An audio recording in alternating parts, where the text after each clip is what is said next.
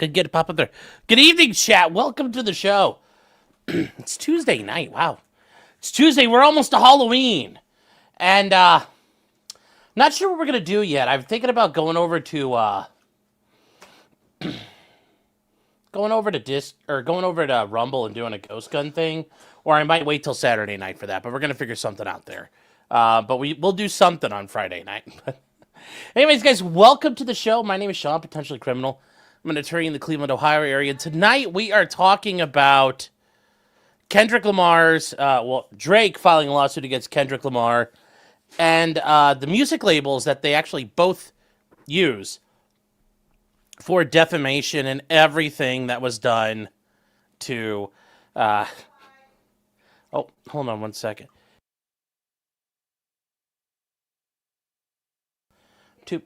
I was just making sure 2.0 wasn't yelling at Clyde. I'm like, he hasn't done anything wrong yet. We haven't started. Clyde, come here, bud. Oh, here he comes. Come here, buddy. Come here.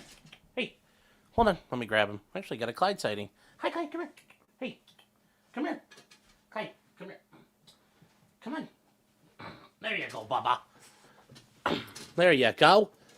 Hi, Bubba. Hi. Hello. Yeah, there's no... He's like, where's the food, fat man? I'm like, there's no food here, buddy. He's like, oh, God, he's cold. His paws are cold, chat. He was outside! Pete Up says you heard the click-clacks. Well, there you go. No, he heard, I got new, stuff in for my first aid kit for when I go shooting, and I think he heard me crinkling that. A bandage, so I was replacing the ones I have. So, I think that's what you heard, Bubba Bear. Uh-oh, I hear 2.0. She's walking around. He's like, he put his hand up. He's like, silence, fat man. 2.0 is moving. Somewhere. What are you doing? What's he looking at? What's he looking at?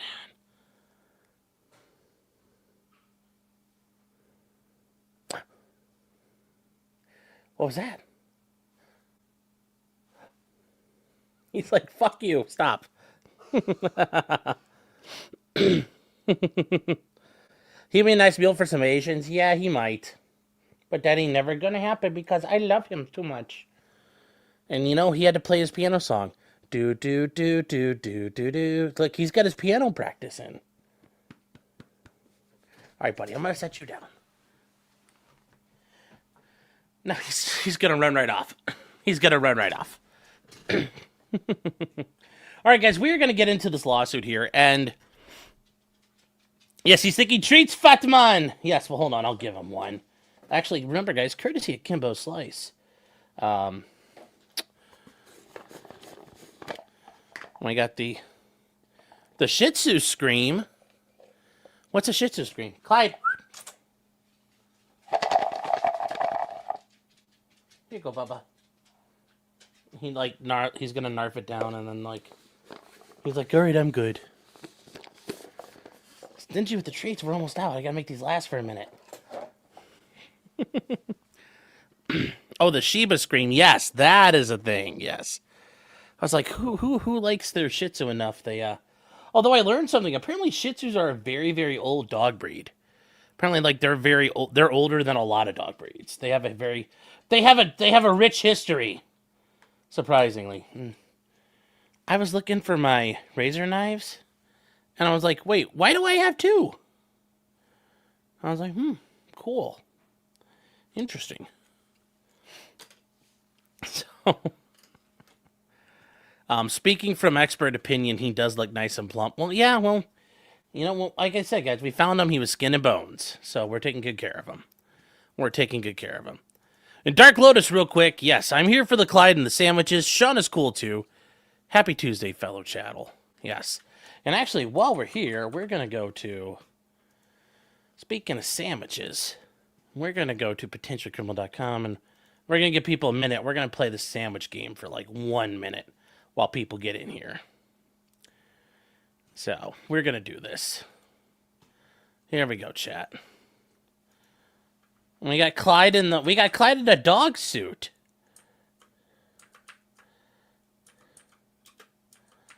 I think you guys are watching this. Hold on here. Yep, you guys are watching. Yep, we got Clyde in a dog suit. He looks like a doggo. He looks like a husky.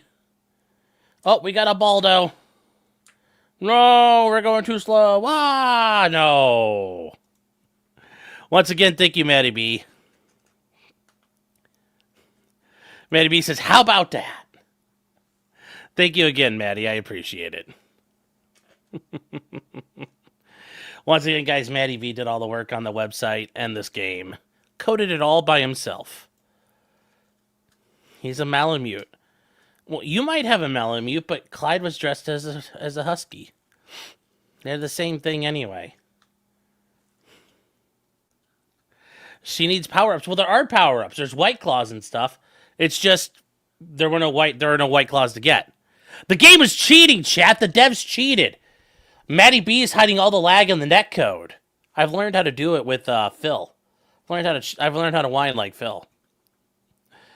You can never get the phone to play on your Android. Really? I can use it on mine. It works fine. Yes, don't add the shock collar. Oh, that would be a fun one to avoid. The shock collars falling down. And Chinny says, I enjoyed RVing with you last night. Yes, we did RV there yet, guys. The cooperation game where you have to get out of the forest. So, Brewberry says, is he dressed as Kay's dog? I don't think so. Lisa Faltersack says, what is the website? The website is potentiallycriminal.com. And then if you go to potentiallycriminal.com/sandwich, you get the Clyde game. So hold on, where is it on here? I think I have it somewhere. Yep, there we go. That is the website. You can play the game. It's a husky because I say it is. You're damn right. But that is the website, Lisa. Potentiallycriminal.com/sandwich. Was it the non-cooperation game? No, it was all right. It was fun. I enjoyed it. I don't know about you guys, but I think we had a lot of fun last night. It is Raiden, though. Raiden's a character in Mortal Kombat. And he goes zzz. That's Raiden. And he's got the hat, and he's like, bong. That's Raiden. Or Raiden. So, he's not a dog. He is not a dog. All right, guys, it's time to roll. Okay, so before we get too far, guys, remember there is the two rappers that we're talking about. Drake and Kendrick Lamar. And they are both, they're important. They're famous. They're down. They're hip. They're cool. And if you guys haven't seen them before, I'll fill you in real quick. This is Drake. And this is Kendrick Lamar. So there we go. Those are the two we're dealing with right now. These are the two guys we're looking at. Drake and Kendrick Lamar. Drake is famous for... thoughts on the kick situation in Missouri. It's funny because Drake's involved in that, but also... it's Steak more than Kick. I think you're thinking of Vinyl Revolution. Steak is getting sued there. They're getting sued in California also. I was thinking about doing that maybe tomorrow night. It's actually very interesting what's going on. But yes, Drake is a famous Mickey Mouse clubber. He's also a Canadian. So, chat, he really ain't like us. He really ain't like us at all. Kick is just Steak anyways. I understand, but Drake really ain't like us. And Drake is also... I remember reading about this, and when you guys were talking about R. Kelly, and there were all kinds of things going on in, R. Kelly and Diddy. There were all these allegations, especially coming out of the, the hip hop community, and out of the, the black street, the blacks, and they were saying that the next P. Diddy, the next R. Kelly is probably going to be Drake, because a lot of these guys do that shit. And that was the allegation. Well, Kendrick Lamar seems to agree, because he put out a bunch of videos, and there was a bunch of shit that went on. And Kendrick Lamar released a song called Not Like Us. And this is all the shit where he goes off on Drake being a pedophile. And I put on the captioning, so don't go, I don't understand this, like you do. But anyways, here you go. So what's up with these jabroni ass niggas trying to see Compton? The industry can hate me, fuck them all and they mama. How many options you really got? I mean, it's too many options. I'm finna pass on this body, I'm John Stockton. Beat your ass and hide the Bible if God watching. Sometimes you gotta pop out and show niggas. Certified boogeyman, I'm the one that up to score with him. Walk him down whole time, I know he got some hoe in him. Pull on him, extort shit, bully the flow on him. Say Drake. Now this is where he gets to the Drake part. This is the Drake part. So, and that's the funny thing. Kendrick Lamar is friends with Jay-Z, who we've heard has been accused of all kinds of shit on his own, too. And remember, Jay-Z and Diddy, they're broskies. So, yes, it's a very, it's Hollywood, chat. They're all fucking, it's like someone told us there was a cabal of interdimensional psychic vampire cannibals who were also pedophiles. You know, these pot-bellied pedophile goblins and psychic vampires who are circling around coming after us. You know, working with the globalists. You may have heard of these threats, Chad. This all comes from the globalists. Yes, but these guys are all, they've all got problems.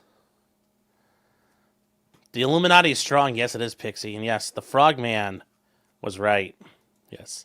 Yes, he's got them on video. Yes. The man in Austin has been warning us. The prophet of Austin. So, anyways, here we go. Here's the part about Drake that kind of kicked this all off.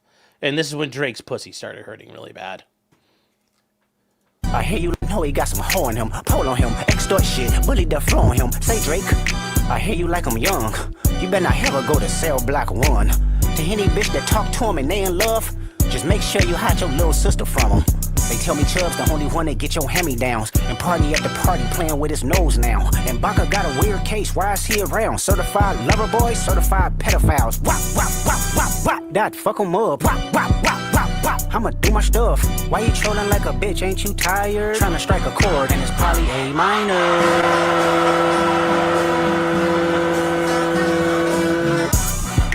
They not like us. They not like us. They not like us. They not like us. They not. So there you go. A bunch of things about Drake. Yes. And a lot of it going on there. Dave Chappelle was right to move to Ohio. Yes. Yes. But there's a lot here. There's a lot here. A lot to unpack. Yes, but they not like us. They not like us. So Drake ended up filing a lawsuit. Ended up filing a lawsuit against Kendrick Lamar, but also UMG, Universal Music Group, who's in charge of basically both of them. They're the label that has both of these guys. And they went forward with the lawsuit. And now we're at the point of, you know, motions to dismiss have been filed. And now we are to, oh no, my God, it is so bright. Glows so bright. All right, I got to turn this down. No, I don't want that dark. There we go. All right. This is the lawsuit here. And it is the lawsuit of Aubrey Drake Graham versus Kendrick, well, UMG Recordings Incorporated. Not just them, though. So, guys, Aubrey Drake Graham is Drake's full name. You're like, who the fuck's got a name like Aubrey? And it'd be like a rapper from Canada. That's who would have a name like. You're like, that's a gay name. It's like, he's a rapper from Canada. So there you go. And this is an opinion in order, meaning this is from the judge. And this is a United States District Court. It's in the Southern District of New York, chat. This is the big time. It's the big leagues. So this was a massive thing that started, the war of words erupted in the spring of 2024 between Drake and Kendrick Lamar Duckworth, which, once again, he's got a name. It's like you expect to see him on DuckTales. And it says, over the course of 16 days, the two artists released 8 so-called diss tracks with increasingly heated rhetoric. The penultimate song of this feud, Not Like Us, dealt the metaphorical killing blow. It did. It fucking crushed Drake. It explicitly accuses Drake of being a pedophile. It's set to a catchy beat and propulsive bass line. It's like, well, you can tell the judge is kind of like, she's nodding her head along. Like, I guess you pedophile. Duckworth could be a rich man's name, though. Yes, Ducksworth was the name of the guy in the Mighty Ducks, I think. That was Gordon Bombay's, the partner in the law firm, I think. So, yes.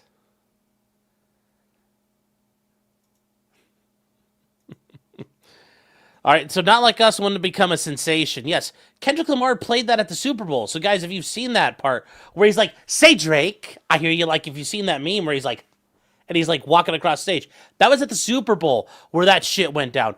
At the fucking Super Bowl halftime show, yes. Yes, my God, it's Kendrick Lamar with the folded chair. Pretty much. Duckworth was the butler on DuckTales, was he? I don't remember. Launchpad McQuack, I think I remember that guy. Was that in Tailspin? But it's absolutely base he did it at the Super Bowl halftime show. So Drake and Kendrick Lamar have recording contracts with UMG Recordings, Universal Music Group. Drake alleges that UMG intentionally published and promoted Not Like Us, while knowing the song's insinuations he has relations with minors were false and defamatory. So, and he brought this action against UMG for defamation, harassment, and violations of New York's business laws. And they say because the court concludes the statements are non-actionable opinion, the motion to dismiss is granted. And Luke, you brought up something earlier. There was a thing, yes, there was a song called Meet the Grams that Kendrick Lamar released. And if you guys think that Not Like Us, those lines are really fucking bad, Meet the Grams is really, really, really, really, really, really, really, really bad. It's bad. Phantom is a new member. Thank you for your support. Thanks for joining us. Thank you for getting involved tonight with one self-sub. You know, he turned himself green, chat. How bad is it? It's pretty good. He fucking tears him apart. It's pretty savage. So now, we're at the motion to dismiss stage. All right. So to survive a motion to dismiss, you must contain sufficient factual matters that accept it as true to state a claim to relief that is plausible on its face. And once again, we see Ashcroft v. Iqbal here. And you're also going to see Twombly, Bell Atlantic Corporation versus Twombly. I told you guys before, in Civ Pro, that they're considered Twickball. Like, they are the, 2007 and 2009, these are kind of like the modern day bedrock foundations of civil procedure at the federal level. And states that mimic the federal civil procedure, have their own cases that cite to Twombly and Iqbal. So you can't just say a bunch of shit that's liable. You have to cross the line from conceivable to plausible. Recitals of a cause of action don't work. You have to do enough. And when you rule on a 12b-6, the court accepts all well-pleaded allegations as true. It's true. It draws all reasonable inferences in favor of the non-moving party. So, if you're moving to dismiss, the other party gets to presume the facts are correct. Now, you can also consider documents incorporated in the complaint. So if they refer to things and matters of which judicial notice may be taken, meaning the court, it's an independent fact. The court doesn't need you to prove it. Such as, a great example is, America's Independence Day is July 4th. Or for this year, Halloween 2025 falls on a Friday. That's judicial notice because it's an incontrovertible fact. It's appropriate when the matter is not subject to reasonable dispute and it's generally known within the trial court's jurisdiction. It can be determined from sources whose accuracy is not questioned. So like an almanac is a great example. What time did the sun rise today? The court could take notice of that. And I need to move this so I can see you guys.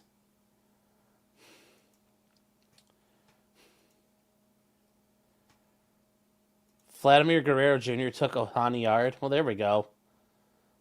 Wait, no, that's not good. No, that's not good. We don't want that.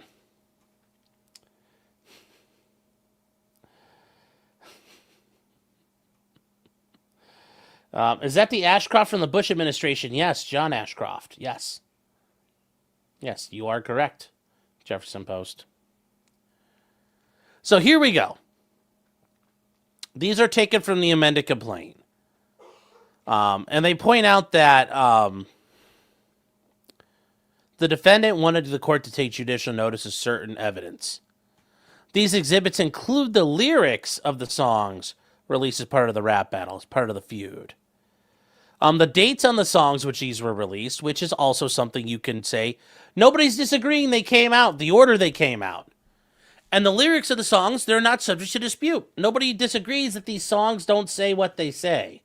They are what they thought they are. They are who we thought they were, as the meme goes. Sellers is saying, what does the Ashcroft case have to do with anything with this? Okay, we're gonna do this. Ashcroft v. Iqbal. All right, it was ultimately Javaid Iqbal was a Pakistani American who was working in Manhattan on September 11th. He had been trying to renew his authorization card and didn't have a green card yet. 8 weeks later, he was arrested on conspiracy to defraud and placed in the Metropolitan Detention Center. Okay. When they searched his apartment, they found a card for an appointment to be downtown on September 11th. And guess what? Oh, buddy, if you're a Pakistani guy, I'm thinking they're thinking you did something there. So he claims that the FBI was discriminating against him. He claimed that he was tortured in the jail. And he alleged that, John Ashcroft was responsible for it because he was transferred basically to like a black site and was beaten and abused for a long fucking time. So he sued civilly. That's why Ashcroft v. Iqbal comes into play. Does that make sense, Sellers? It's the standard about pleadings, that the heightened pleading standards apply to all federal court cases. So Twombly was Twombly was saying that's a heightened pleading standard, and the Supreme Court saying the heightened pleading standard applies for all federal civil cases. So that's why it's important to cite this stuff. And I hope that makes some sense there. Now, moving on. The songs themselves are all referenced, and the court will take judicial notice of the exhibits. And they say that, and they ultimately say that they move on here. There's a couple more exhibits. And these exhibits are also likewise properly before the court. So a bunch of these exhibits got included. Exhibits H through I and K through O are automatically coming in. Now, and they say because the documents can be accurately and readily determined from other sources. They take judicial notice of the search results from the New York Times website in Exhibit C. The court also takes judicial notice of the existence of listed articles, but not the truth of their contents. So there might be a gajillion articles out there, but I'm gonna notice the articles, but I'm not gonna say that they're true. But here are the factual allegations. Drake is a singer-songwriter. He's had a successful career for at least 20 years. And then UMG uses its brands to do whatever they want. And the defendant, through the Universal Music Publishing Group, holds exclusive publishing and rights to Drake's music, as well as that of Kendrick Lamar. They both are under Universal Music Group's publishing. And then on April 19th, Drake released a diss track called Push-Ups. In Push-Ups, Drake mocks Lamar's height and shoe size. Kendrick Lamar is a very short man. He's a short king, chat. He is the shortest of kings. And it says, how the fuck you step in with a size 7 men's on? And he also makes fun of Kendrick Lamar's success. He says, I'm at the top of the mountain. See you tight now. And he's like, just to have this talk with your ass, I had to hike down. So Drake's like, I'm on top. A few days later, he released a song called Tailor Made Freestyle, in which he used AI voices of Tupac and of Snoop Dogg to fuck with Kendrick Lamar.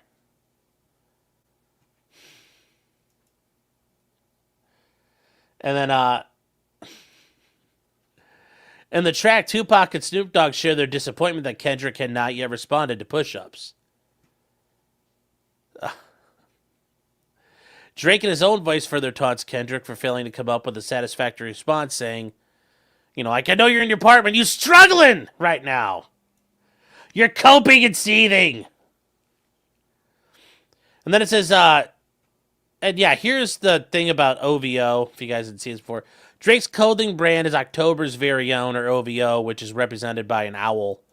So that's why you saw Kendrick Lamar beating the shit out of the owl pinata. And they claim that Kendrick Lamar was purposely deferring his response because Taylor Swift had just released a new album. Well, she had done stuff with him. He had done stuff for Taylor. Then Kendrick Lamar fired back with the track Euphoria, which was released on April 30th.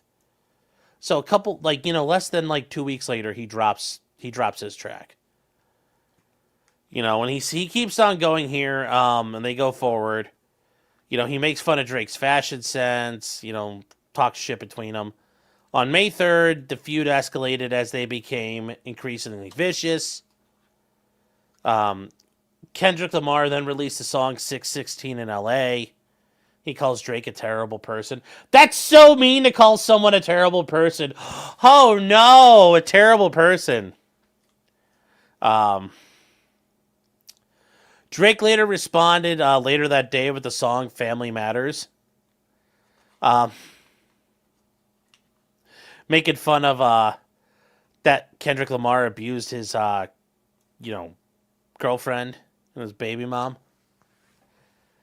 And then moreover, Drake calls into question whether whether or not he's actually his dad. Almost immediately after that, Kendrick Lamar unleashed the scathing Meet the Grahams. This was a fucking awful song. This was actually, this was brutal. This one's brutal, and I think Luke is correct. This is an absolutely brutal fucking song. Drake's accused of being a deadbeat and hiding the existence of other children. He says that Drake has gambling problems, drinking problems, pill popping, and spending problems.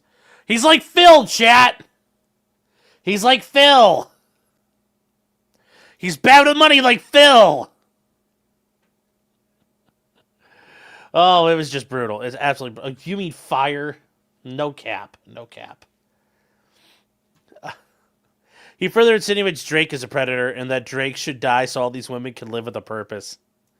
Then the next day, Kendrick Lamar releases Not Like Us. It names Drake and his associates pedophiles. He says, you hear you like him young. I hear you like him young. Certified lover boy, certified pedophiles. Wop, wop, wop, wop, wop. And then trying to strike a chord is probably A minor. Then Drake tried to respond with The Heart, Part 6. And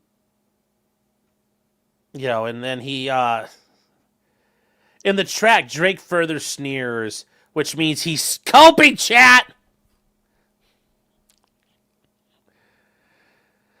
Drake also alleges he had planted some of the information Kendrick Lamar has used against him.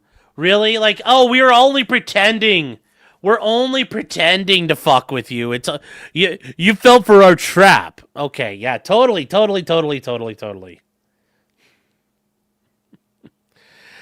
K-Dot is a nickname for Kendrick Lamar. Chubbs, Party, and Baca are Drake's friends. Not Like Us was a huge commercial success. Yep. 1.4 billion times on Spotify as of April 2025. He got nominated for several awards on that. February 2025 won Record of the Year, and a week later, Kendrick Lamar performed Not Like Us live during the halftime show for the Super Bowl. It's the most watched Super Bowl halftime show of all time, with over 135 million views. Fuck! The Heart Part 6 is pure unadulterated cope. Yes. I only listened to a minute of it. It wasn't impressive. It sucks. But yes, here you go. Here you go, chat. Fucking BTFO. Like 1.4 billion times. And it's probably over 2 billion now at this point. So anyways, Drake brings a lawsuit for defamation. Oh, 133.5 million. Sorry.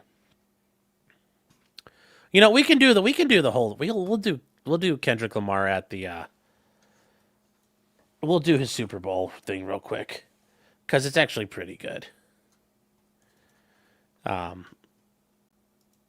So here we go. We'll bring this up real quick. The National Football League welcomes you to the Apple Music Super Bowl 59 halftime show.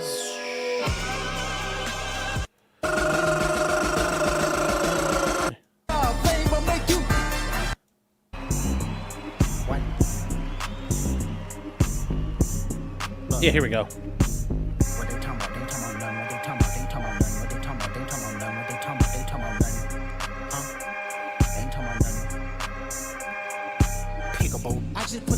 In my chain. 80 pointers like a Kobe game. Hold on, that's not it. Where the fuck is it? Hold on.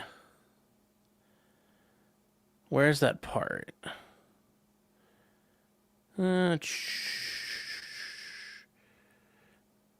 here we go. Certified boogeyman, I'm the one that up the skull. Walking down the whole time, I know he got some hoe. Paul, extort, bully, death row. Say Drake, I hear you like I'm young. You better not ever go to cell block 1. To any that talk to him and they in love, just make sure you hide your little sister from them. They tell me Chubb the only one to get your hand-me-downs. Party at the party playing with his nose now. Rocker got a weird case, why I see around. Certified lover boy, certified. I'm on them tough. I'ma do my stuff. Why you trolling like a, ain't you tired? Trying to strike a chord and it's probably A minor. I mean, it's just he literally got to call this guy a pedophile, and that stadium of like 80,000 people sang along with him. Just so you guys understand about how impactful this is, and why you guys are like, why is Drake so mad? Because he got fucking BTFO'd culturally. The whole crowd sang A minor. So, yep, on national television shown around the world. You know, when you do that to a man, I mean, was this story based? Yes. Pretty much. Absolutely based. But it died out 3 weeks later. Yeah, but at that point the damage is done. So, yep, and he had Serena Williams, Drake's ex-girlfriend, crip walking. Yep. So anyway, Drake is suing for defamation, harassment, and violations of business law because basically UMG was promoting this against him, and they shouldn't be doing that. They should be working together. And then eventually, Kendrick filed a motion to dismiss. On June 30th, the court heard oral arguments and the request for judicial notice. And they claim that he was defamed when they decided to publish, promote, exploit, and monetize the allegations that they knew were false, but dangerous. You know, the recording repeatedly accuses Drake of criminal acts, including pedophilia and other acts that require registering as a sex offender and of being registered as a sex offender. What about the child porn? The amended complaint alleges the song implies that Lamar has heard that Drake has a predilection for underage women. Well, a lot of people have said that. In the complaint, Cell Block 1 is a thinly veiled threat that Drake should be careful he never ends up in prison, a place where child predators are the targets of violence. And then certified certified pedophiles is a reference to Drake's album Certified Lover Boy. Surprised he didn't make like a Hotline Bling reference in there too. He argues that the term certified communicates Drake has been found to be a pedophile. And further, they claim that the recording's descriptions of Drake as Malibu's most wanted and a predator, and that his name got to be registered and placed on Neighborhood Watch. Which is fucking hilarious. Yes, he's a pedo! Why'd he sue Universal instead of Kendrick Lamar? Universal's got more deeper pockets. And they're the ones who published it, so now it's you go after the people you can really hurt and get money from. Because ultimately for Kendrick, he's probably going to be protected by opinion. So you talk about defamation. What's the defamation elements? Remember, even though it's in federal court, we have the state law elements. So under New York law, what are they? One, a defamatory statement of fact. It's regarding a plaintiff. It's published to a third party. These are false, and they're made with an applicable level of fault. They cause injury and are not protected by a privilege.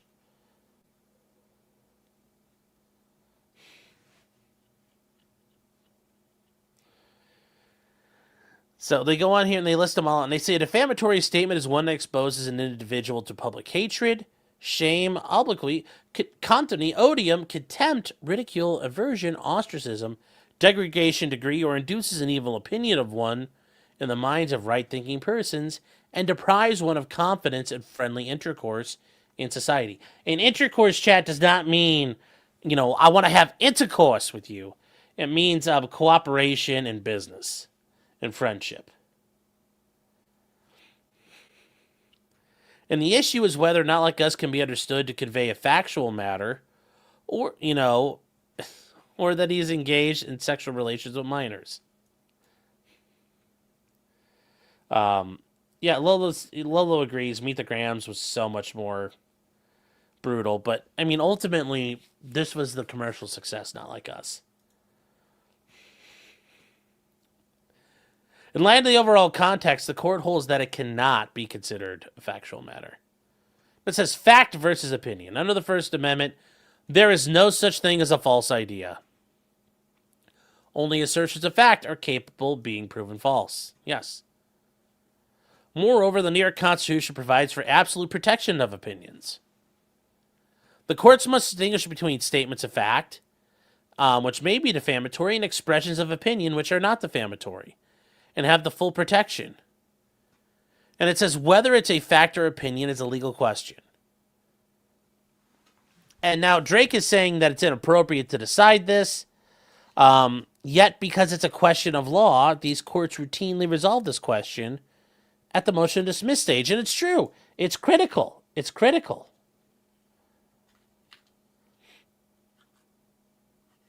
Now they say there is particular value in resolving defamation claims at the pleading stage so as you don't have protracted litigation and thereby chill the exercise of constitutionally protected freedoms. Also, it helps save money. It helps save money.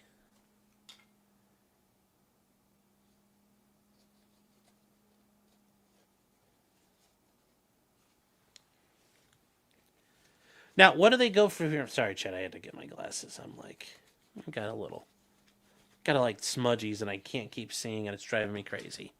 My glasses were all smudgy, chat!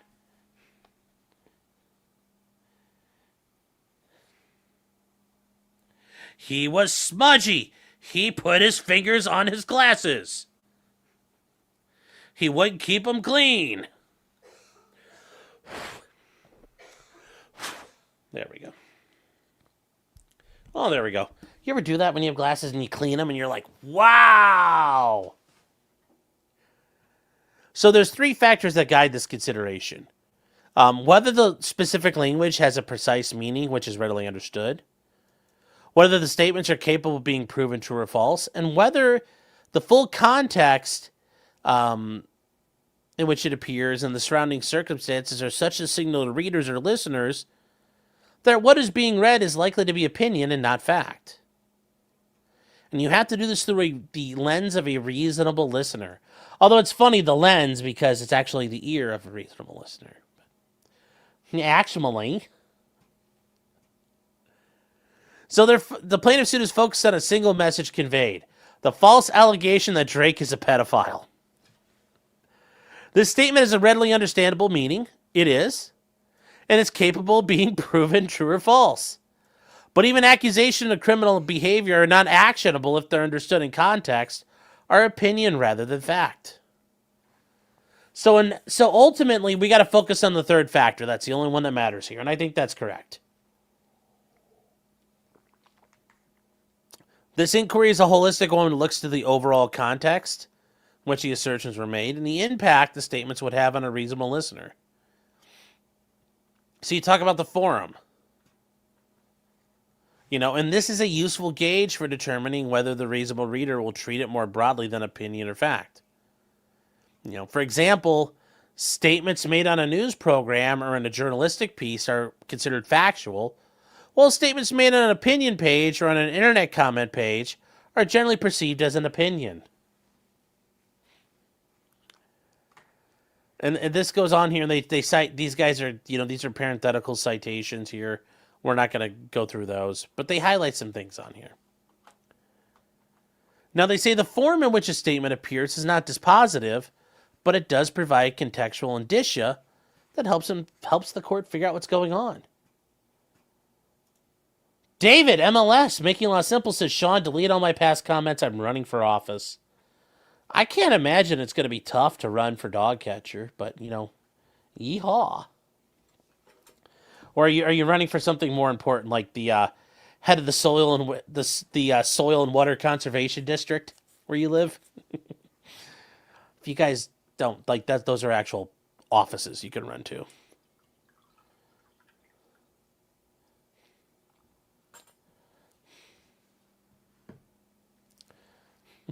Maybe the state Supreme Court. Ooh la la. Fancy. Fancy! Oh. What are people messaging me for? So, anyway. Oh, come on. I lost my spot there. All right. So he says, the forum here is a music recording, in particular a diss track.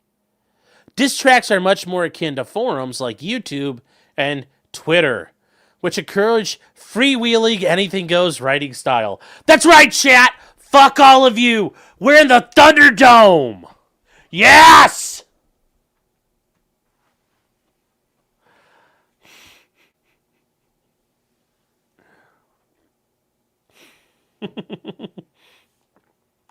That it's considered journalistic reporting.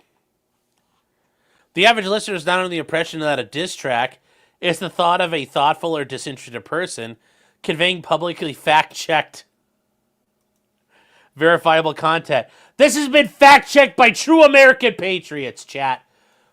Bow! Check.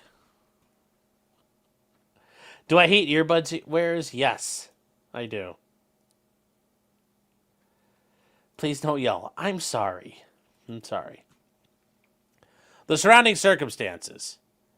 Okay, we'll include the settings surrounding the communication. They say that, Steinhilber. Oof, notice that one, chat. Notice. The fact the recording was made in the midst of a rap battle is essential to assessing its impact on a reasonable listener. Even apparent statements of fact may assume the character of statements of opinion when made in public debate, heated labor disputes, or other circumstances in which an audience may anticipate the use of epithets, meaning slurs, fiery rhetoric, or hyperbole.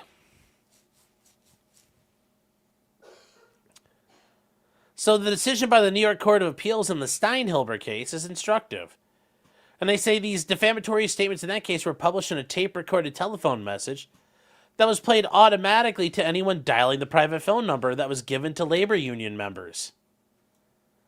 The union had assessed a fine against plaintiff after she had defied a strike order, and the phone message appeared after she had failed to pay the fine. And they say that the most significant circumstance was the message was prepared as a part of an effort to punish a member. And they say that in the aftermath of a strike, when, yes, animosity is going to be expected, against somebody who is seen as a traitor, which is never going to be good at a strike. Yeah, she was scabbing out there, chat. A listener would not expect that any insults lobbed would be factual in nature. Actually, I think you would expect some of those to be factual in nature. They say similarly, there was another case that, as a matter of law, comments that the plaintiff was a sick, racist pedophile, a loser pedophile, and a broadcasting pedophile, a child predator, a lunatic, and that he must be put behind bars. Were expressions of opinion. Not only are you a sick, racist pedophile, you're a loser pedophile. Are there pedophiles that aren't losers? I think that's a bit of a... That one makes me a little concerned, because it's like, bud, are there pedophiles who aren't losers? How does this work? I don't know if I like that. I don't know if this makes sense. Oh, God.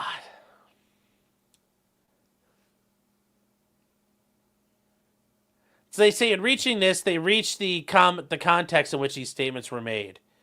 They were part of a war of words between disc jockeys at rival radio stations. As part of that feud, the plaintiff made comments on air that he would sexually abuse the minor daughter of the defendant. Oh, I kind of heard that. Oh, that's interesting there. Yes, that's interesting. That's interesting, isn't it, chat? Isn't that interesting? So, yes. Well, there are wealthy pedos. That doesn't mean they're not, yeah. All pedos are losers is anti-Semitic. Well, that's fine. And they say no reasonable listener would have perceived the response as to state or imply assertions of objective fact. And I think this is obviously going to be the one that helps here. Then there's Michael Rappaport versus suing Barstool Sports. And they said that an audience would not conclude that statements suggesting that Michael Rappaport had herpes and abused his ex-girlfriend were assertions of fact when they were made as part of a diss track music video. They said the statements were delivered in the midst of a public and very acrimonious dispute between the parties, and that would have been obvious to anybody. The dispute led to Michael Rappaport's termination just days before the publication. And they say that it also included a photoshopped photo of the defendant in a derogatory manner. It says, the clear background, the statements in the video are being offered in the midst of a hostile public feud, which I think helps there. And they point out in this case, the recordings were published as part of a heated feud. There was exchanged progressively caustic, inflammatory insults and accusations. And it's a type of context where somebody may anticipate the use of epithets, fiery rhetoric, or hyperbole rather than a factual assertion. Yes. Yes. And it says a diss track would not create more of an expectation in the average listener that the lyrics state sober facts instead of opinion. They say, for example, in Euphoria, Kendrick Lamar calls Drake a master manipulator, a habitual liar, and a scam artist. Then Drake responds at Family Matters by implying that Kendrick Lamar is a domestic abuser. He also raps that he heard one of Kendrick's sons may not be biologically his. And it says, in the Meet the Grams, Kendrick takes issue with Drake involving his family members in their feud. In that same track, Kendrick alleges that Drake uses the weight loss drug Ozempic. It also says that Drake knowingly hires sexual offenders. It also says he grew facial hair because he understood being a beard just fit him better. Oof. Then he got sex offenders on Hovo that he keeps on a monthly allowance. And then in Tailor-Made Freestyle, Drake challenges Kendrick to make the pedophilia accusations at issue. And they said, you got to do it. You got to do it. And then I hear Clyde. Hold on 1 second, chat.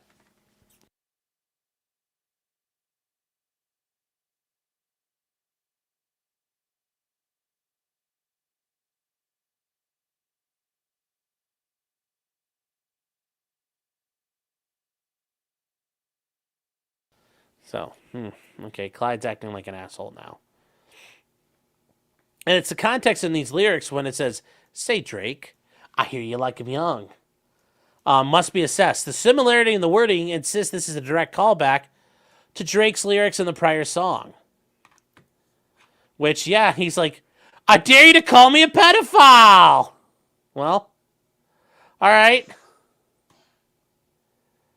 You know, you're like, you challenge him out to, he challenged Kendrick Lamar to make the pedophilia accusation. Like, well, there you go.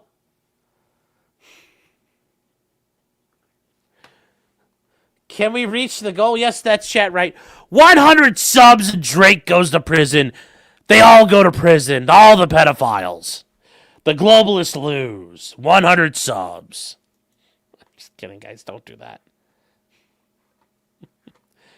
They also argue, Drake is like, yeah, but what about the child porn?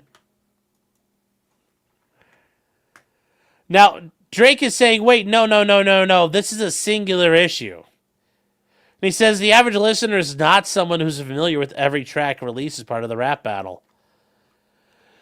But a lot of people are. And they say because the recording has achieved a level of cultural ubiquity far beyond the other 7 songs. And they're like, but he got too famous, chat. They're like, Judge, he's too famous. It's not fair.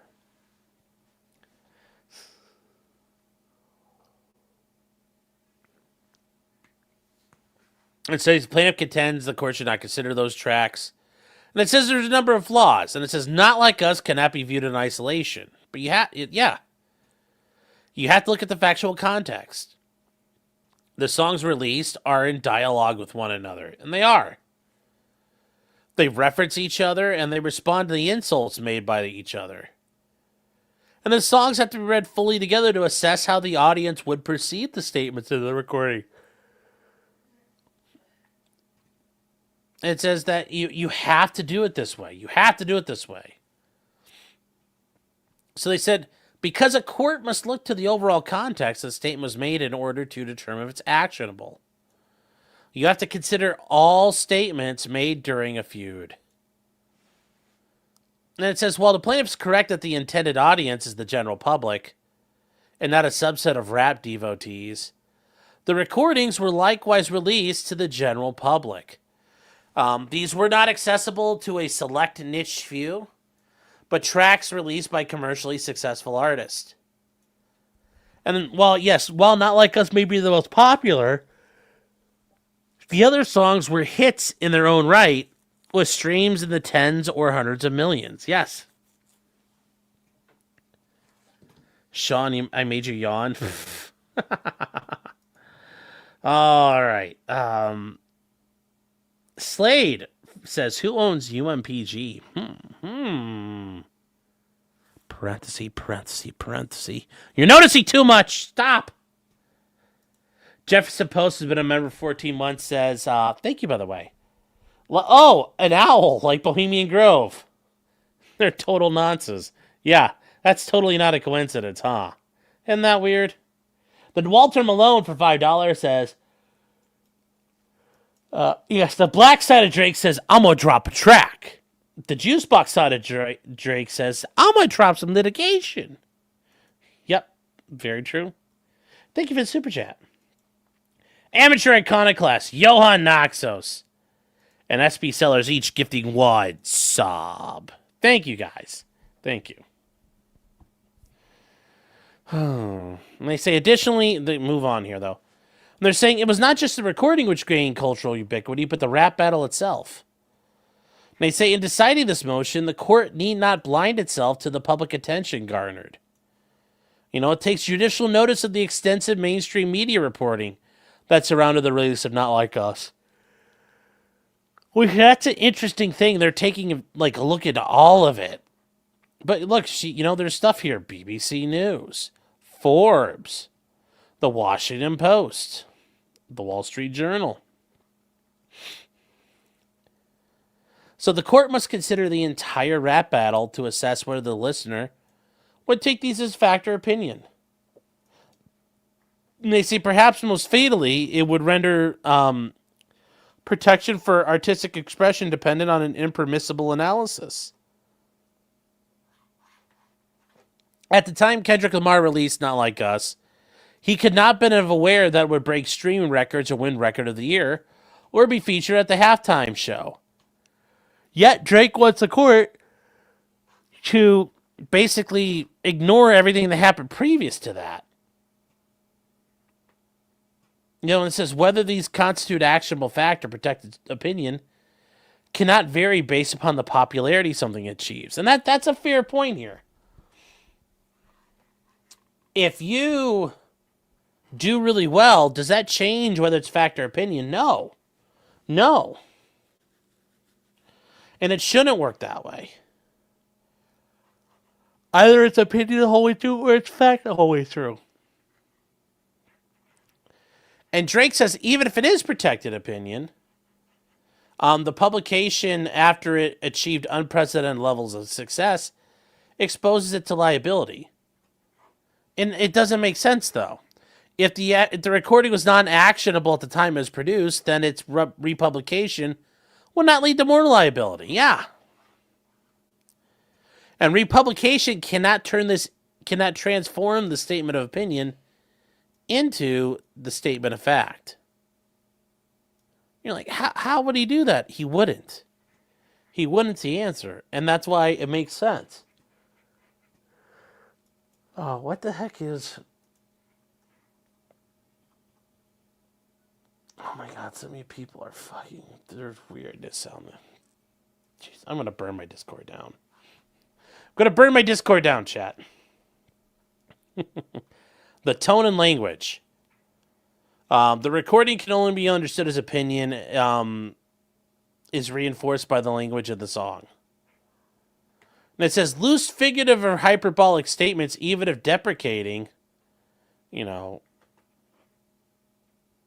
imaginative expression, cannot substitute actual defamation. So, sorry, chat, excuse me. Everyone DM me. No, do not DM me. Actually, chat, hold on 1 second. I gotta step away real quick.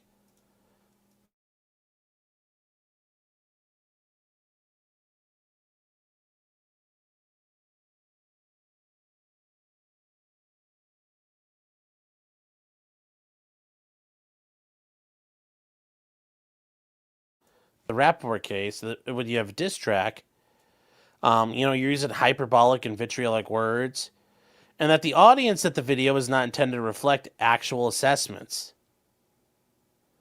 And it's no different here. It's clearly not this. Not Like Us is replete with profanity, trash talking, threats of violence, figurative and hyperbolic language, all of which are opinion. A reasonable listener would not equate a song that contains the lyrics as "Ain't no law, boy, you ball boy, fetch Gatorade or something. Since 2009, I had this bitch jumping," with any accurate factual reporting.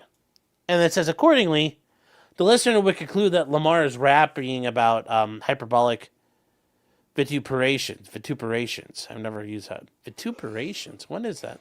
That's a $20 word. Vituperation. What is a vituperation?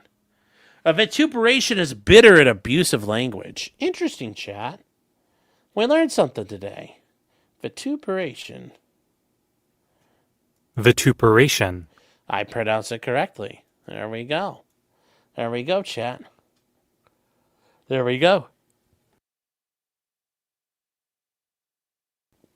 All right, so they claim that these lyrics, you have to consider the subjective views of the listeners as well as the commentators.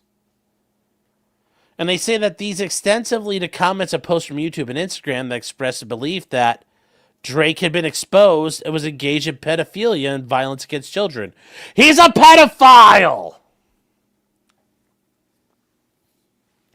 He's a pedophile, chat.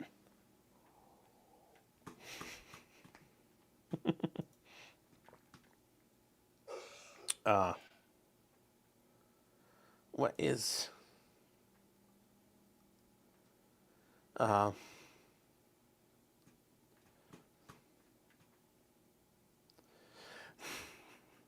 Since distinguishing fact and opinion is a question of law for the court. And it's all about what the average person hearing or reading the communication would take it to mean. And once again, it's about a reasonable listener. And the courts look at the full context surrounding circumstances. And this court determines that a reasonable person could not have concluded Not Like Us was conveying any objectives about Drake. And it says the views expressed by... And now there's going to be some people here in chat, like, you know, if this is any of you, chat, you're now famous. You made it in a court case. Kyokin 8026, Mr. Right 8439, or ZXZ Nebula, and other YouTube and Instagram commentators do not alter the court's analysis. And it says, in a world in which billions of people are active online, support for almost any proposition, no matter how far-fetched, can be found with little effort. And it says that some readers may infer a defamatory meaning from a statement, does not necessarily render the interference unreasonable under the circumstances. And you know, this entire 7-track rap battle was a war of words. You know, there was a space between the bullets in their firefight, as Dave Matthews once told us. And that's, you know, that's where he'll be hiding, waiting for you.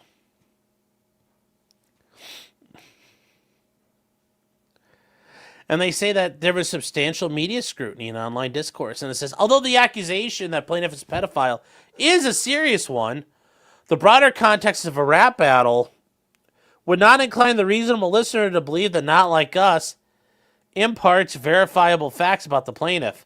Oh, Judge, honey, I don't think you understand. Like, your outcome is based, but this idea of, like, I think it's just a little ridiculous. I think it's a little ridiculous. You know, she's like, I don't hear this.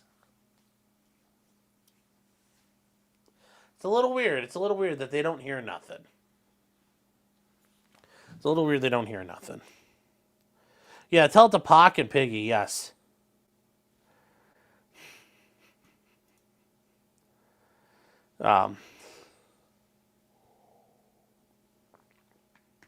To the extent that Drake alleges the image and video are independently actionable, they're both opinion. The image is a cover album art for Not Like Us. And the Not Like Us album, guys, we went over this before, is Drake's mansion up in Canada, I think. Let me see if I can bring this up here.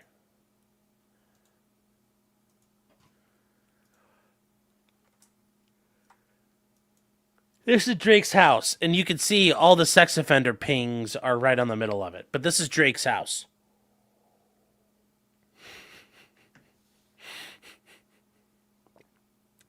He didn't fucking hold back. There were multiple things that Drake was suing from. Multiple things. So, the image is designed to reinforce the message of the recording. As the court has found, the message is protected opinion, therefore the image, with a dozen lay of more than a dozen sex offender markers, is obviously exaggerated and doctored. No reasonable person would view the image and believe, in fact, that law enforcement had 13 designated residents in the home as sex offenders. I mean, if you looked at, like... Oh, God, I don't even know how to phrase it now, but... You could find a map to go meet Antifa if they meet up at a place. I'm sure you find a bunch of those icons moving around as it goes. They say the figurative imagery accompanying the music video also constitutes protected opinion. Drake alleges the video depicts a prolonged shot of a live owl in a cage. Projecting the message that Drake belongs behind bars. I agree with that. But this is funny. An image of a caged owl cannot reasonably be understood to convey a factual message. Okay, now I get where you're going with, Judge, but now you're just now you're taking the piss. I think we all understand what that's meant for. And it says similarly depicting Kendrick Lamar playing hopscotch while singing a minor lyric is not suggestive of objective reporting. Well, have you dealt with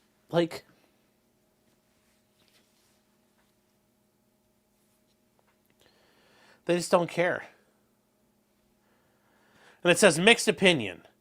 Although pure opinion can never be defamation, mixed opinion, which is an opinion that implies is based upon facts which justify the opinion, but are unknown to the host reading or hear it, is actionable. And they say mixed opinions hold the implication the speaker knows certain facts unknown to his audience, which support his opinion and are detrimental to the person about whom they're speaking. It says, whether these constitute mixed opinions presents a legal question, which must be answered by considering the context and the circumstances in which they were written or spoken. And they say, is it the average listener would understand the opinion? Is it implying the assertion of undisclosed facts justifying that opinion? I know something you don't know. You must be credible then. And they just point out the overall... Nip is an ethnic slur. Yes, it is.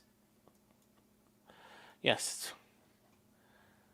Oh my God, chat. All right, I got to take care of this. One more second, chat.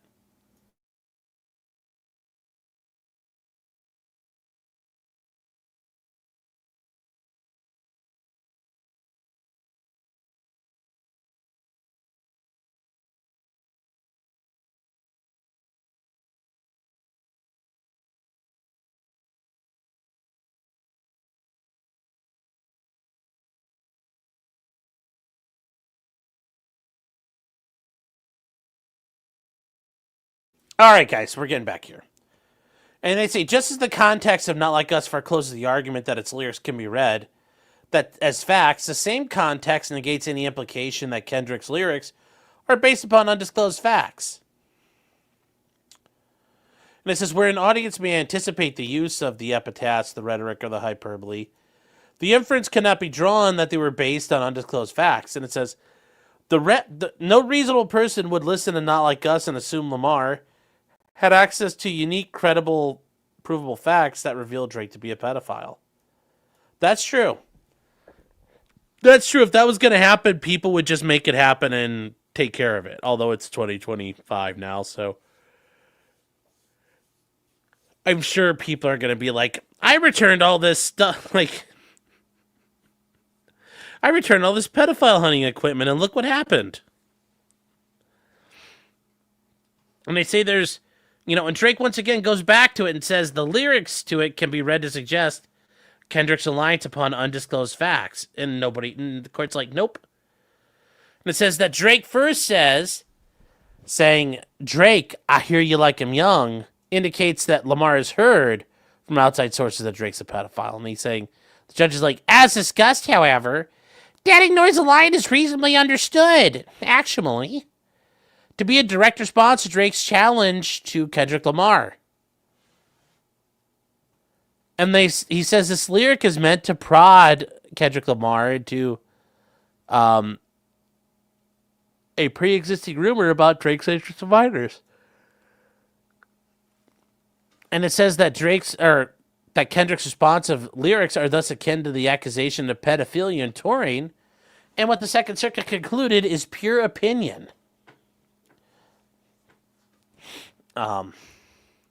Did you guys spell Clyde? Oh, you did. C-L-Y-D-E. Good job, guys. Good job. And they also concluded that nobody would believe that the disc jockeys were using the term pedophiles in response to comments made during their War of the Words. It was not relying upon stuff. I think everybody knows.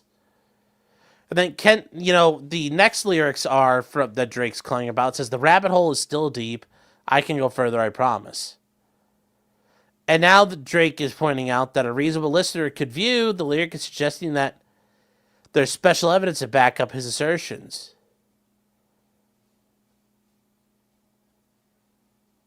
And that is that's an argument. Is it a critical one? No. And they say it's not clear that this is a record. It is not at all clear that this is a natural reading of this lyric. And it says, and then even if this line was susceptible to such interpretation standing alone, no reasonable listener could understand it was in this way given overall context. And they just point out during the battle, they each used similar hyperbolic, threatening language. And as this goes on here, they cite all this shit. These guys are just going back and forth and back and forth. And they say this kind of posturing does not make such lines more likely to be understood by the ordinary listener to be anything but pure opinion. And it says New York does not recognize a civil cause for harassment. So they do say that, but that said, you could attempt to bring a claim for harassment under the penal code. And New York, and a person commits harassment in the second degree when they hold the intent to harass, annoy, or alarm another person. And they're engaged in a course of conduct or repeatedly committed acts which cause alarm or seriously annoy other persons and which serve no legitimate purpose. What are you guys looking for? I don't know what to tell you.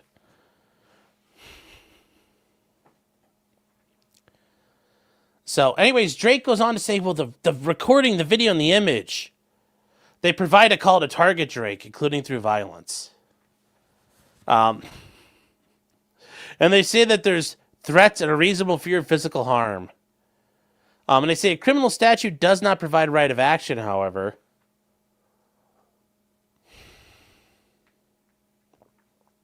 And they point out that a penal statute does not confer a private right of action.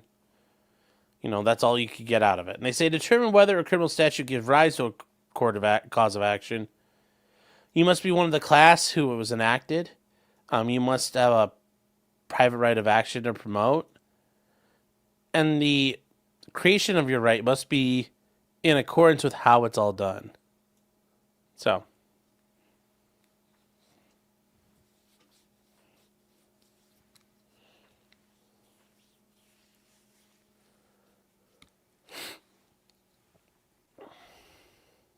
Now they say this third bar here, the creation of the right must be consistent with the legislative scheme. Why is Drake such a pussy? I don't know. He is. This third factor's bar is high really because when a statute is contained within the penal code, it's a police regulation only to be enforced by a court of criminal law in jurisdiction. And it says, thus rarely is there a private right of action at all. And they claim that the Court of Appeals has determined, and remember guys, in New York, the Court of Appeals is the highest court. And then you have an intermediate appellate department. But the Court of Appeals is their Supreme Court. It's their Supreme Court. Is it a long day? Yeah. Yeah, it was. It was kind of weird.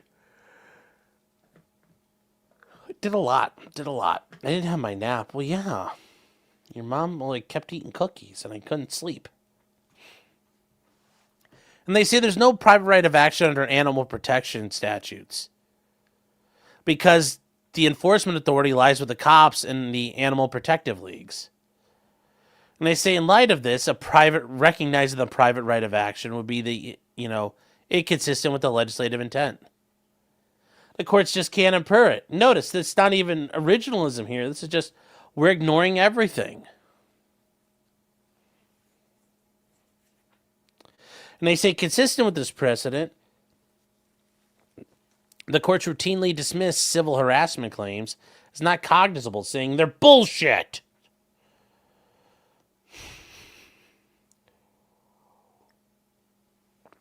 And they point out that allegations of perjury, witness intimidation, or witness tampering and harassment are criminal charges. Go talk to the prosecutor. And now, Drake cites 2 cases where it did happen. And they say these cases that post-date all the stuff that's gone on. And they say neither of those cases engage in analysis required by the Court of Appeals to apply right of action for things, period. Like, it's not going to help. So, have fun with that. In a couple more dry long breaks, yeah.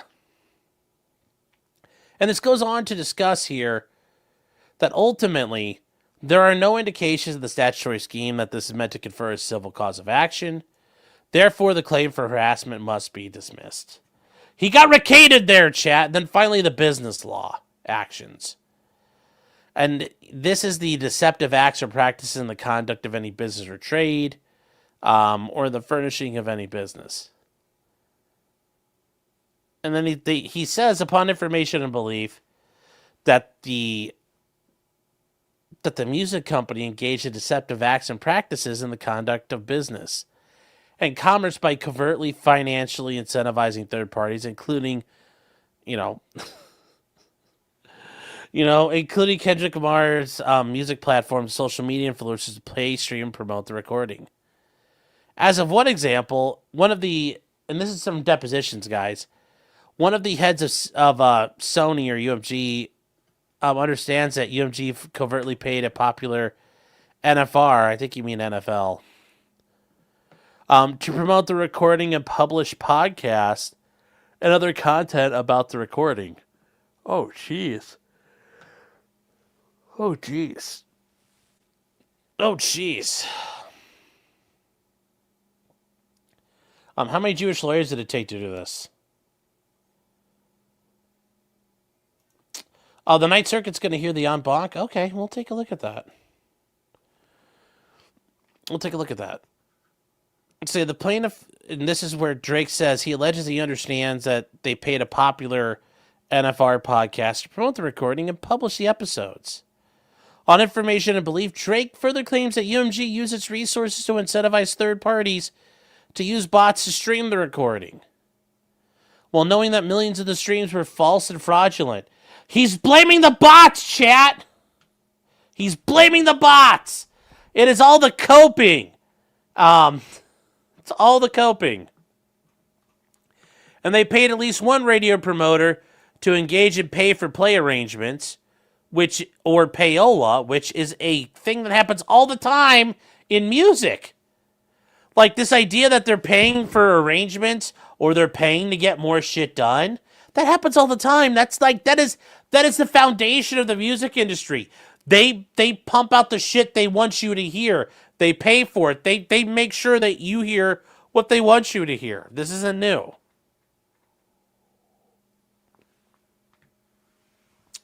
So, to state a claim, they must demonstrate that the acts were directed at consumers, the acts are misleading, and that the plaintiff has been injured. Well, he asserts the acts were intended to inflate the public's view of the popularity and success, which will lead to a reasonable consumer music to be misled. Yes, he is Jewish on his mom's side. And then it says, Kendrick and the record labels argue that Drake uses an improper pleading device as his allegations all rest upon information and belief and do not go beyond pure conjecture and speculation. That's the thing. You can't make a complaint on information and belief alone. You have to have things there. Drake says that the standard is good enough under Iqbal and Twombly. And they say Twombly doesn't prevent a plaintiff from pleading facts on information and belief in appropriate circumstances. They say, but the plaintiff may only do so where the facts are particularly within the possession and control of the defendant. And they say, or where the belief is based on factual information that makes the inference of culpability plausible. And they say that ultimately, the allegations must be accompanied by a statement of the facts upon which the belief is founded.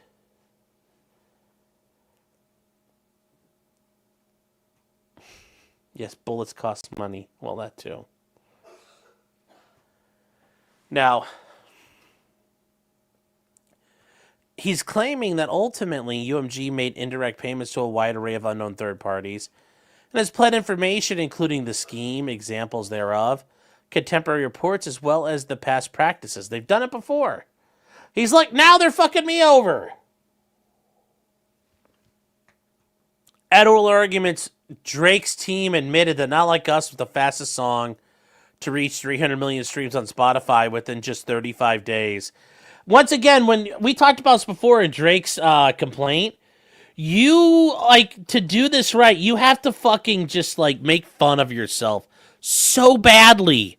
300 million streams within 35 days of it airing. Oh my God. Just absolutely fucking destroying him. And just think about how embarrassing that is.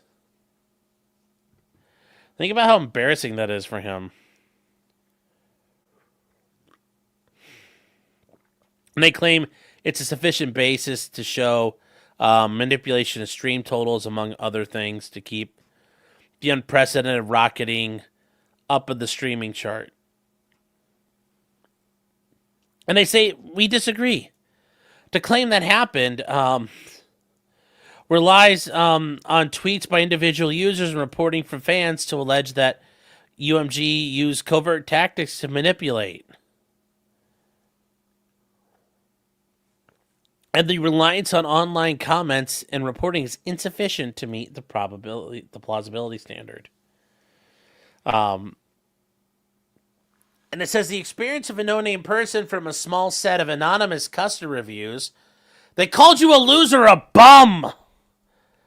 From a small set of anonymous customer reviews does not add much heft to a complaint.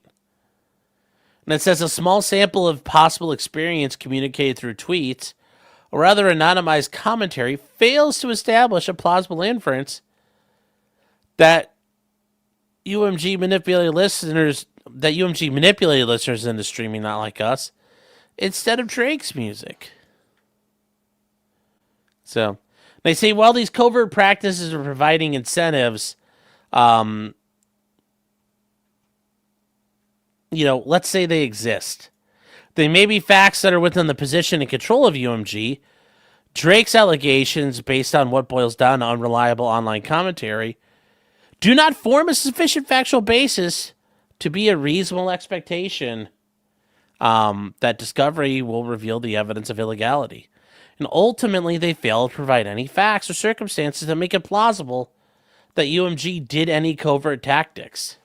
And they say, even if we believe this, even if we accepted your pleadings, you still haven't stated a claim for relief. You still haven't stated a claim upon which relief can be granted. You have not alleged deceptive practices that are consumer-oriented.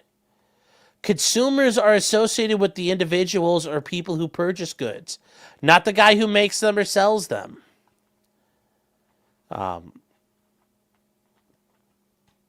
While this doesn't preclude an action from one business competitor against another, at its core, it's a consumer protection device. And they say the complaint doesn't indicate how any of the practices harmed customers. And they point out that the complaint does not allege that consumers paid more than they otherwise would have, purchased a product that they thought otherwise would not have because of misrepresentations, or otherwise received less in value for any purchase they did not make. That's the stuff you have to show. It's the stuff you have to show.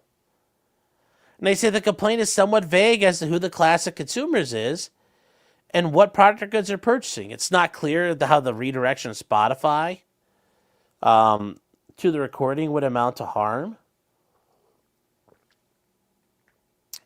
And they claim that the biggest thing you could do is making Not Like Us more powerful than it actually was without connecting the activity to any consumer harm. So, I guess, good job.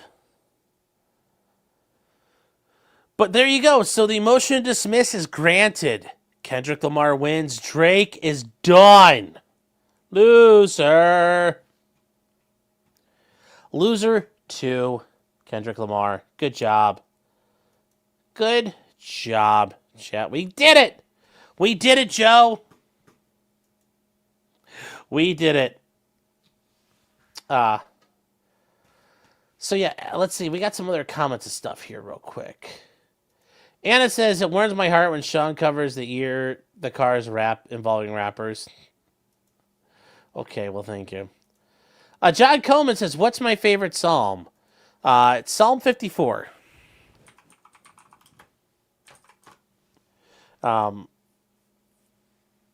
It's David when he's on the run from the Ziphites.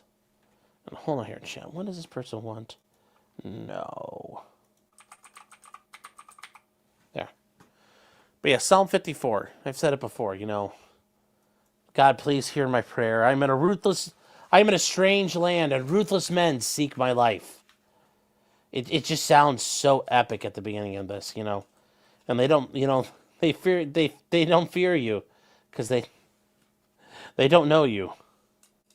It's very good. I like it a lot. Thank you for the chat, by the way, John. Hope you're doing well. Spudgun says, vituperation is not a real word. Yes, it is. John Coleman says, Mao is full of vituperation.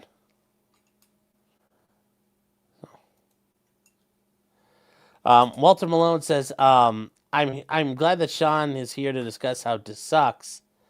And the judge threw it out like a discus then. Yes, thank you. And then Ag is saying the Ninth Circuit is going to hear en banc the state of Oregon versus Trump administration on the National Guard case. I'm surprised they were, because I figured they were going to be like, yeah, we're just going to smoke that one out. But I think the fact that Portland has gone ahead and started cleaning up the area shows they need a lot to do, and it's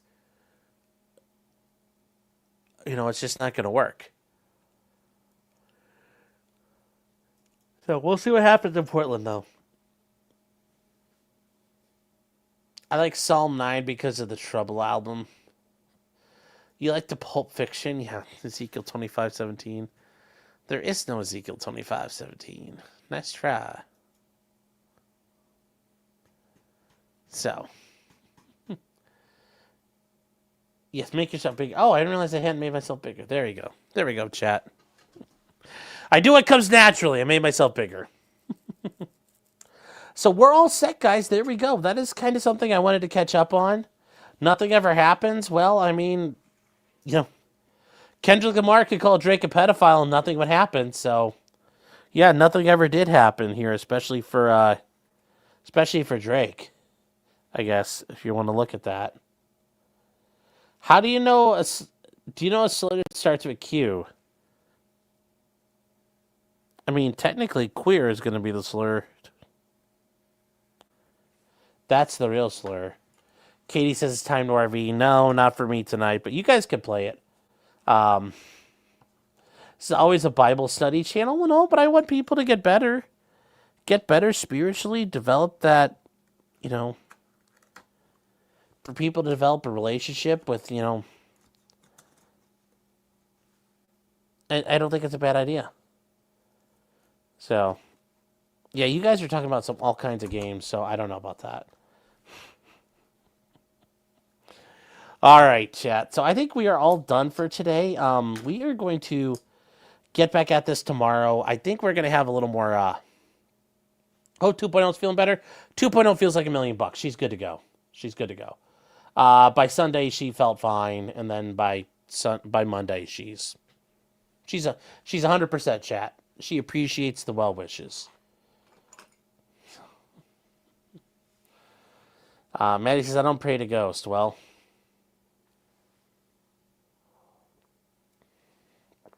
Eric says, what, she had the flu? She had the man cold. That shit hits pretty hard. Hits pretty hard. When are we going to get Bonbon again? Not for a while, because it's a long time off. I don't know where we're seeing Bonbon again, but maybe soon. Maybe soon. I just don't know, chat. Maybe soon.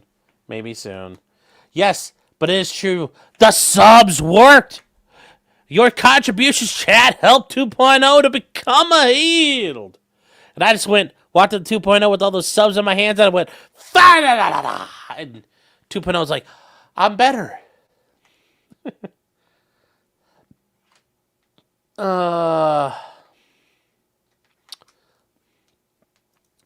Connie Death Squad saying, I have a stupid question. No such thing as a stupid question. For $10, by the way, saying, is there an avenue for Trump to curb a judicial discretion to stop criminals getting lighter sentences?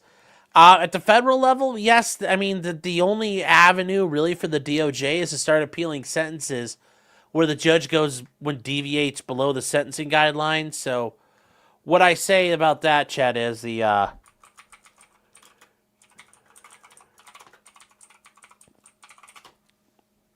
federal sentencing guidelines, when you look at that chart, let me see here. All right. So we're going to use this chart as an example because this is actually a good thing to go to here. All right. So let's say you committed a federal crime. And ultimately, by doing all the calculations and everything, you're in zone 11. And you face 8 to 14 months. Okay? Actually, we're going to go back. We're going to do something else. You've kind of fucked up.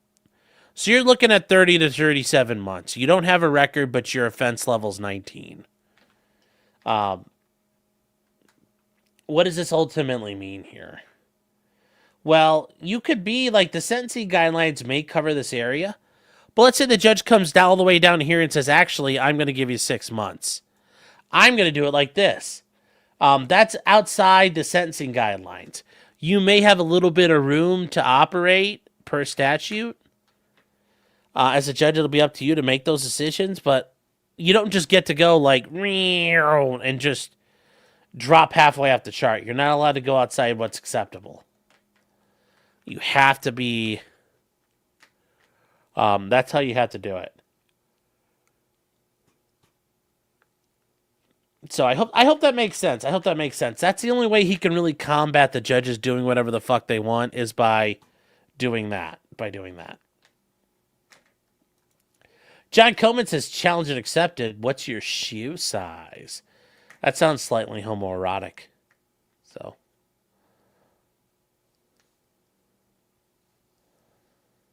Let me see here. I think I got everything.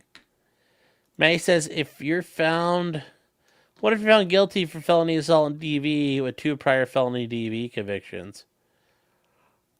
I mean, what? I mean, that's not a good thing.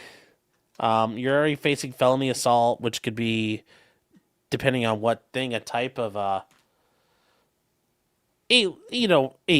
instead of a 5th degree at the bottom, you might be to a 4th degree felony, and then for domestic violence, if it's a felony, you could be at a 3rd degree, which is the halfway point between 5. 1, 2, 3, 4, and 5.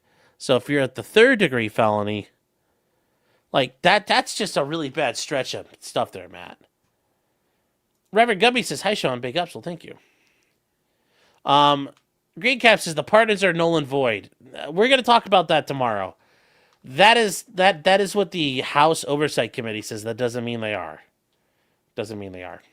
Maddie says in Ohio, well, it all depends. I don't know which types of assaults. I know what you're talking about, but I didn't get a chance to watch it today. I know it's a case that just happened. So.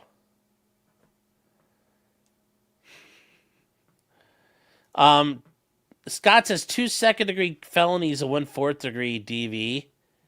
I mean, what are you looking at there? Well, the two felonious assaults, it's 2 to 8 years plus up to 18 months. So, that's 17 and a half years in prison. That's a lot. 17 and a half to 21 and a half years in prison, because we do indefinite sentencing now. Maddie says, I was guessing 8 years. Yeah, the way it works in Ohio, you have 5 levels of felony.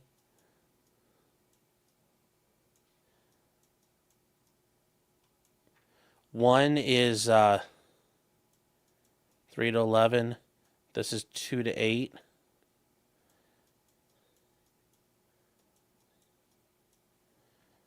And there is, this right here is...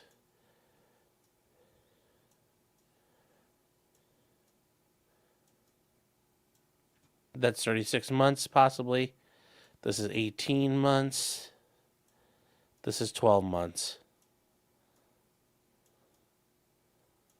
So there you go. I'm not a real estate lawyer. No, but I've done real estate work.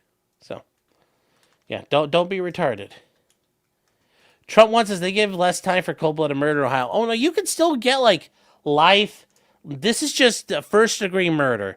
Or, I mean, first-degree, assaults and things. Murder is called, murder is not listed on here. Murder you would see as unclassified murder. It's called an unclassified because it has its own separate punishments. So if you saw murder somewhere, that's what you would see. So there you go. Let's see. I think that's it, guys. I think that's it right now.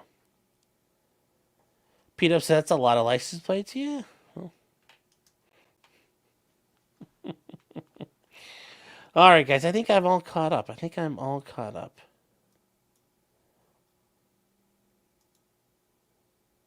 All right. Yep, we're all set. I got everything there. Half Irish says evict Danny. I don't know who Danny is. Why do we want to evict him? I don't know why we're evicting him, but okay.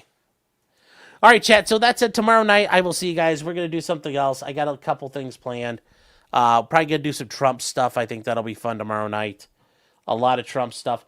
There is also now a lawsuit filed by the states saying, President Trump, please help us. Give us money.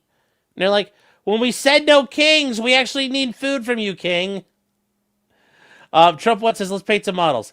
Not tonight. I am actually pretty tired, and if I do that, I'll probably start messing things up. So, no, I'm going to be getting to bed here in a minute. I need to... It's only 10 o'clock, but I'm an old man, chat. I'm getting old. Look at this. Look at that hair. Unlike Phil and other people out there, this hair is strong and luscious. So, well, I am old, yes. Sean doesn't know y'all been cheating on him. I know they've been stepping out on me. I know when chat's been stepping out. Can we talk about the AutoPen report tomorrow? Tomorrow we're going to do the AutoPen report, and we're going to talk about the EBT case, which is going to be funny.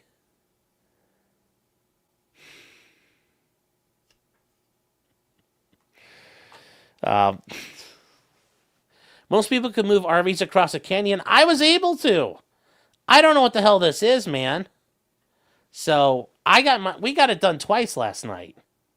Yeah, as the song go, it's free, swipe your EBT. I love that song. So, but yes, we're going to go through all the stuff tomorrow, chat. It's going to be great. We're going to go through the AutoPen stuff. We're going to go through the EBT lawsuit. And we'll probably go through a bunch of that and get it ready. We'll see what else is going to happen there.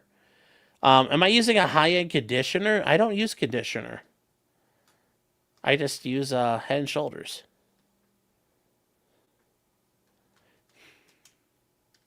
So, but that's it, chat. The RV stream was fun, too. Yes. Always bet on nothing. Yes, that's never a bad idea. Always bet on nothing, but hey. Might work out in your favor, though, if it does. Okay. So, chat, I will see you guys tomorrow. And remember, until next time, locals or Sean crashes out. I'm not going to be there. Sean, hope it's okay. I stole your stream and gave it to Alyssa. When the hell did you do that? Anyways. Just because you did it does not mean you're guilty.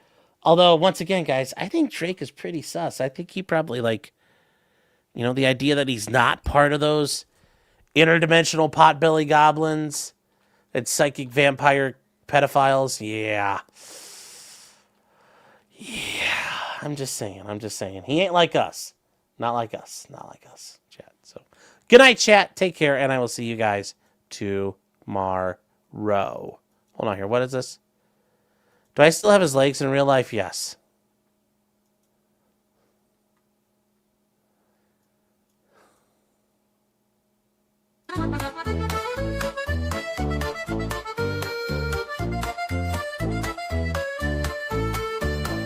Weapons, blacksmithing, and models of planes.